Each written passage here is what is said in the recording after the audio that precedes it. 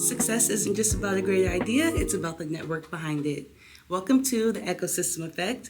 Today we're sitting with Joe Salls, and we're going to be talking about Censys Tech and his role as Chief Revenue Officer. How are you doing today? Good. How are you? Good, good.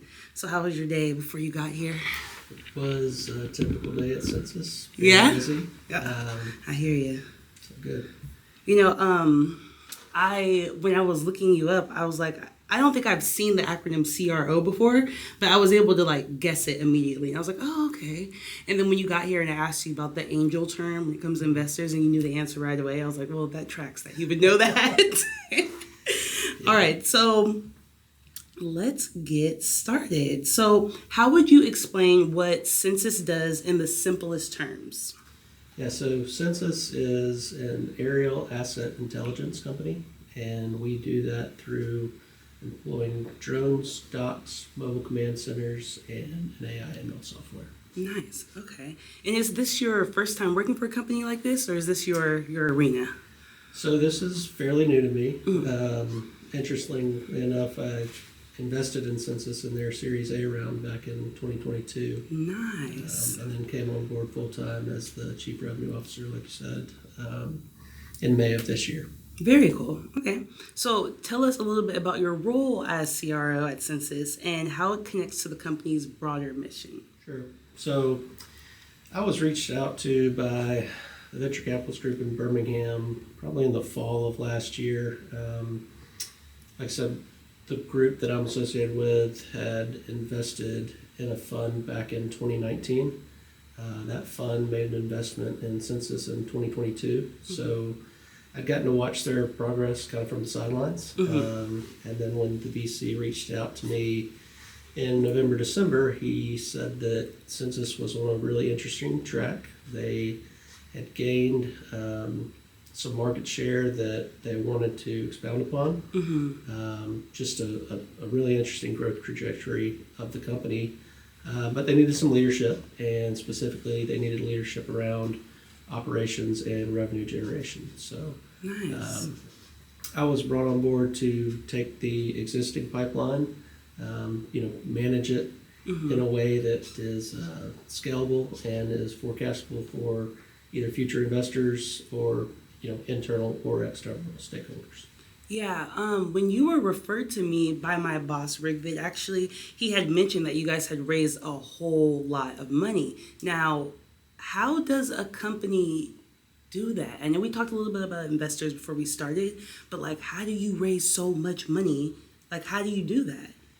Yeah, well, interestingly enough, in our space, in the unmanned aerial system space, we really haven't raised a whole lot of money comparatively. We don't need government dollars mm-hmm. up front. We will build the technology and then you'll come buy it from us. Censys approached it a little bit differently and in my opinion, the right way. They started with a very small team, mm-hmm. 2 co-founders from Embry-Riddle. Nice. They built, we're on the 6th generation of this drone, and it's evolved truly by customer need. So we let the market tell us what they needed and, scaled in a more reasonable fashion, I'd say. So with minimally raised capital. That's very cool. Very cool. Yeah. Like I told you earlier, I'm a marketing major, so I understand the importance of listening to what people want and then building your product around that because that's how you sell the most. And just a little side comment, when we were talking about this, we were talking about Cracker Barrel. Remember how they rebranded right. and then they went back to the old one? Sure. Because they listened to their customers. Right. So Censys describes itself as empowering decisions beyond the horizon. What does that mean in practice, and how does your technology make that possible? Right. So I'd start by saying that I truly believe that Censys is a national leader in the beyond visual line of sight space. Mm-hmm. We've gotten over 85 FAA Part 107 waivers approved. We really leaned in when there wasn't a lot of clarity from the FAA what flying beyond visual line of sight requirements looked like. Mm-hmm. We went out and got the best and the brightest in the regulatory space, and that's who helped craft the narrative to allow people to fly distances beyond visual line of sight. So theoretically, 5, 10, 20, 50 miles away from an operator outside of their line of sight operating autonomously. And the only way to do that is because you have a camera on it and you can see where you're going, right? No, so we have a number of different features on the plane that allow us to operate autonomously. We're able to operate right now in a commercial space over a cellular network most of the time. Yeah. But you need a camera all the time on it, correct or no? So there's now technology called detect and avoid. Any way that a current plane operates, that there are sensors inside. Oh, I know what you mean now. Yeah, our drone that the FAA has to know that we can visually see and avoid anything in the airspace. Wow. Okay, so when I was doing research on this company, the BVLOS, I had never heard of that in my life. Yeah. How new is that? I'd say it's not that new. It is just new to the market. It's the people that have been doing it and operating in that space for, 5, 6 years now. Mm-hmm. It's not new to us, but it is being seen as, as the awareness of drones and what they can do and their mission sets increase and their use cases increase. Mm-hmm. People are saying, well, it sure would be nice to capture all of that data that I could only capture in a 2 to 4 mile radius in a 5 to 50 mile radius. Okay, so that term became popular because drones became popular. Oh, and it's really just as technology advances to that level. Mm-hmm. We, like I said, are on the 6th generation of this drone. It evolved into a 12-foot wingspan. It wasn't always that large. That means that our autonomously, connected dock has to evolve also and grow in size. So, Very cool. Very, very cool. Okay. So the Centerio, am I saying it right? Centerio. Okay, the Centerio 6, it's a standout in the BVLOS space. What makes this drone platform different, and how is it helping your customers achieve more efficient operations? And I also want you to touch on that data. What kind of data? Sure. So what we found that our ideal customer is anybody that owns a long linear asset. So what I mean by that is a railway, a roadway, a transmission line, a pipeline. So think about your oil and gas companies, your utility companies, your Department of Transmissions. Mm-hmm. They are varying levels of criticality and importance and value. Mm-hmm. That requires differing levels of monitoring. A DOT may want one pass over a 50-mile stretch where they're building a new road, but they're concerned about a bridge structure. A utility company may have in excess of 50,000 miles of transmission lines that are various ages that have been placed at different locations all around their space. They may know where current problem areas are, but they don't know where all of them are. Yeah. So when you start talking about the threat to igniting a wildfire, that gets very important from a corporate level to know, do I know where all of my potential wildfire spots amongst these transmission lines are? Gotcha. And where they look to us is, we are giving them a problem-solving tool through data that is more efficient than sending out 2 guys in a truck, and it's much more cost-effective than sending out 2 guys in a helicopter. So, given the size of, and a lot of our current customers do have autonomous divisions, right? They have drone pilots. They know that they've got to monitor substations, they've got to monitor distribution lines, transmission lines. Where they see us as a player is if they can place our dock solution, 30 to 50 miles apart, and they can run drones to and from a command center that maybe at their headquarters location. Yeah. And what that's gathering is our quote unquote payload. Yeah. It's just a 5 to 7 pound, any type of camera you want to stick in it, we can assemble. So it's typically RGB, LiDAR, various levels of fidelities of cameras. Wow. Okay, what would you say, because I have a lot of ideas in my head, but what are your top 3 types of clients? Yeah, so it's varied to date in the history of the company to get the exposure to the technology. There was a lot of academic programs, so we were road showing across the country to colleges that wanted to build out drone programs and teach people how to fly and get instructor licenses. As our technology has matured, as the industry has matured, our number one customer by far are the utility companies. Wow. I think beyond that, there's certainly an agriculture play. That's what I was thinking. If you have a big enough swath of land that you want to cover. And then, I guess 3 would probably be oil and gas.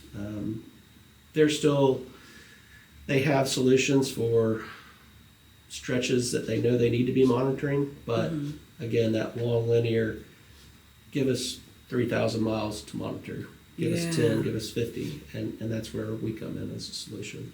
That is really cool, honestly. Technology is just taking off. Everything's autonomous, like, so cool, so cool. So how does your AI-powered software like Censys enhance the value of the data collected by your drones? Right. So what most of our customers tell us is they've made investments in drone products, either others or ours. They're monitoring critical infrastructure, so a lot of times they do have a drone solution that will monitor a substation. Okay. What that enables them to do is get a backlog of millions, in some cases, of images. Well, what do you do with that? Yeah. Next question. Does it go on a storage drive somewhere? Does it go to a bank of analysts? Does it somehow get turned into a dashboard where somebody can how are they making actionable insights on that data? So the Censys product, which we acquired actually in part of that Series A raise, was specifically built towards a couple things, mainly vegetation management, and then specifically to look at utility poles. So looking at split tops or missing brackets or anything that may potentially cause a wildfire. So that model builder within Censys, given we'll call it 400 to 500 images of training data, it can run through millions of images and very quickly tell you all of the points at which this is an area where a limb could impact your utility line. Wow. Okay, because before you finish that, I was thinking that someone would have to review the images. But AI has gotten good enough to be like, this might be a problem. Oh yeah. It'll tag it. It gives you actually. So if I'm thinking back correctly, in the fall of last year, one of our energy customers asked us to map roughly 32,000 miles, I believe, and we came up with around 233 potential inflection points. So we're able to lay that out on a GIS map and give them every spot along the way that they would need to go check. So, that gives, again, it now gives them a path of risk mitigation to put those work orders in if they are going to use 2 guys in a truck to get the pole top and go check it out. Wow. It sounds like a no-brainer to purchase this type of product because it's going to save you money, it's going to save you time, save you future problems. It's like getting ahead of everything. Now, can you give me an example of vegetation? Like, do you mean like if a plant is dying? We can do dead and dying. Yep. Wow. Yep. We've got enough imagery to know that if the leaves are not turning green, then that's probably a dying product. And if it meets certain criteria within a certain space of your power lines, then it should be looked at cut back. Wow. Very cool. Wow. This is so interesting. Like I mean, it made sense when I researched, but it still was like, what? But now I'm like, whoa, that's really crazy. Well, and luckily I have a lot smarter people than me on the team that are able to explain it in detail. So yeah. Wow. I'm going to be thinking about this like way after we finish. Because like, that's insane. So your mobile intelligence centers and your waiver services offer more than just hardware. Why was it important for Censys to provide full workflow solutions, not just flight systems? right. Yeah, so I don't think we touched on it, but my background was roughly 18 years in aerospace and defense, and Okay. specifically in the services side of things. So very typical to Huntsville. Mm-hmm. And a big thing we could always count on in defense was recurring revenue. Mm-hmm. May take a little bit longer to win a contract, but when you do, roughly how many heads and how those heads are priced, and Mm-hmm. you can forecast that out for a period of years within a contract. Not so easy in the commercial sector. Yeah. A lot of times we're selling, anywhere from 1 to 3 Centero 6s at a time. Mm-hmm. We do have a very healthy backlog, but we're always looking for ways to increase that recurring revenue, Mm-hmm. whether it's through partnerships, distributorships, licensing agreements. But the two you mentioned are waiver services. That's just something that we cut our teeth on when we decided to go down the BVLOS route. Yeah. We realized that we got pretty good at it, Mm-hmm. and then we got good at getting those waivers over people and over roadways. Mm-hmm. There's a lot of changes coming in that regulatory area when they go to Part 108, but it's now something that within any quote that we give to a new customer, that's not just going to include a plane or a dock or a mobile command center. Mm-hmm. It's going to include your training. It's going to include your waiver services. Wow.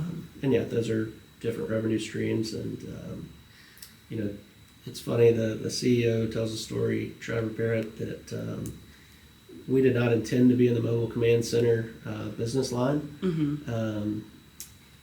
It just really became a need as we sold those planes to people that were going to be out in the field for hours and hours. Mm-hmm.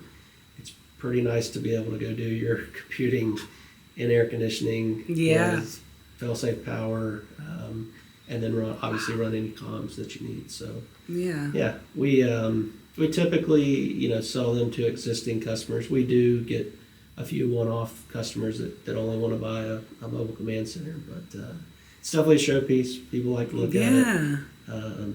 And it's a peace of mind and a comfort thing for people in the field. Yeah. You guys seem to be very full service, like you help with all, like they're never going to be like, we don't know what's going on. Like you guys are going to guide them, help them out, give them additional resources. Right. That's super cool. Plus it sounds like, correct me if I'm wrong, the type of product where when you sell them one thing, they're going to need something else from you to be able to effectively use what you sold them. Right. Manage it.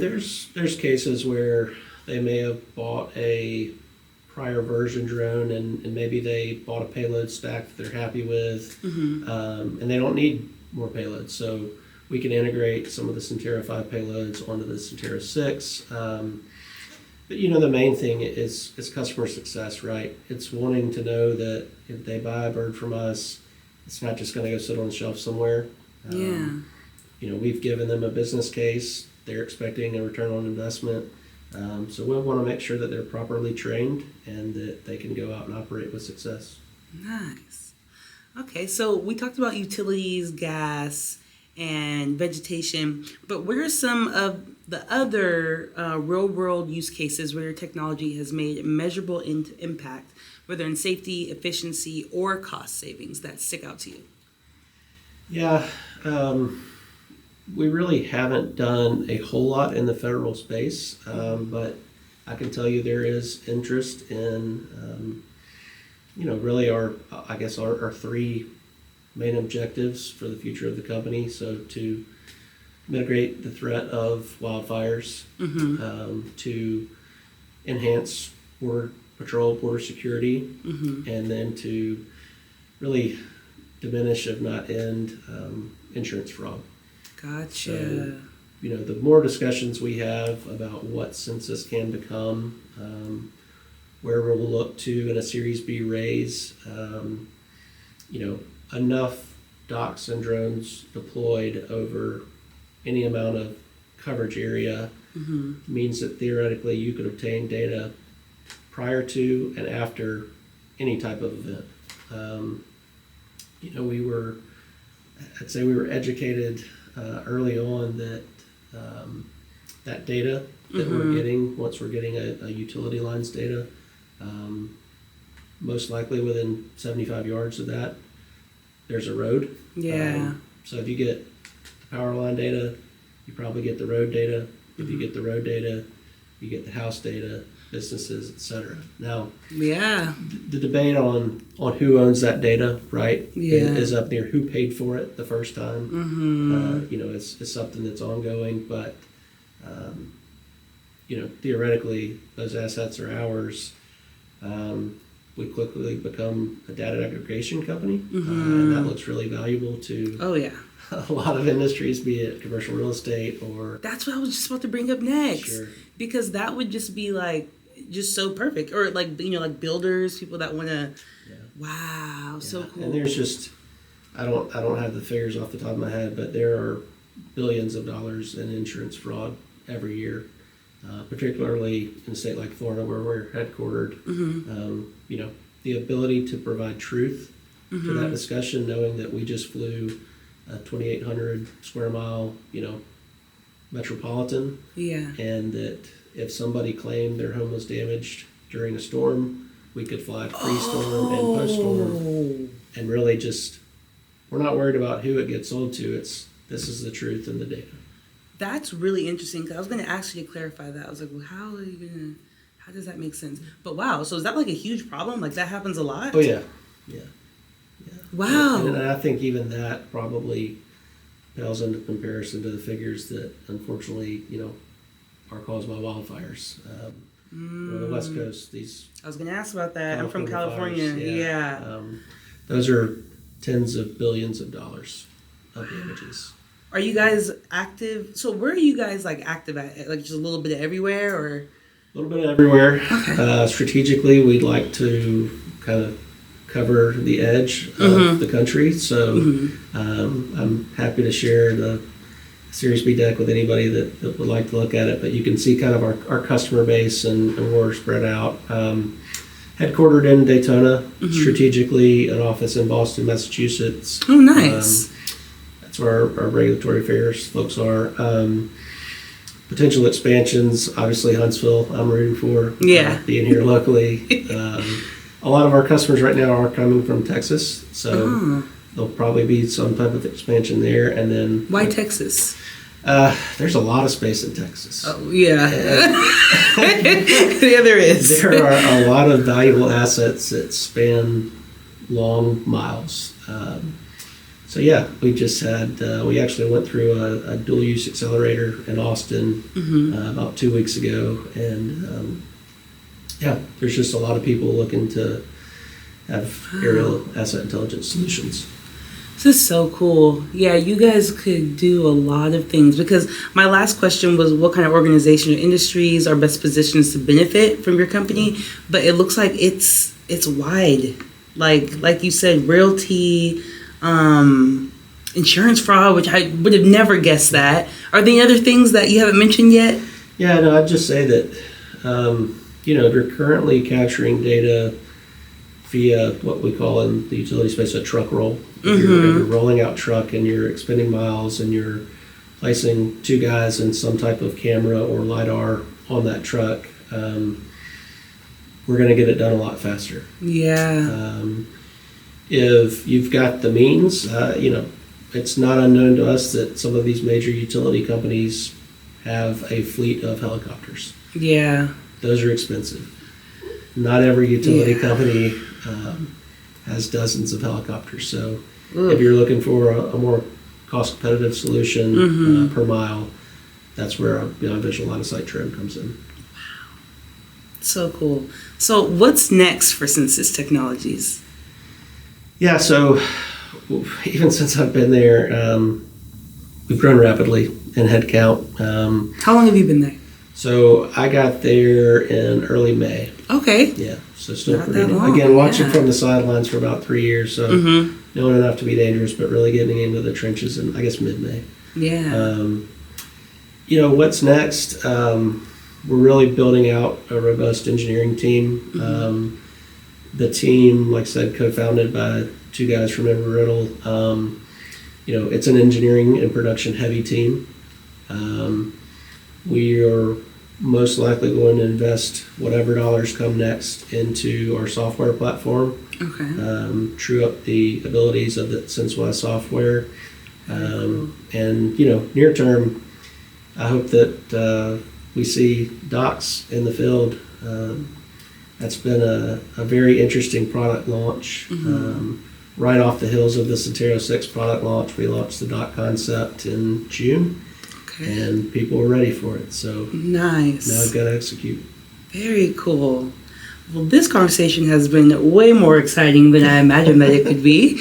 I want to thank you for stopping by. It has been a pleasure. If you guys want to look more into Censys Technologies, I'm going to put all the links in the bio, and you guys will be able to check them out. They're really, really cool. But again, thank you. I appreciate you. Yes, thank you.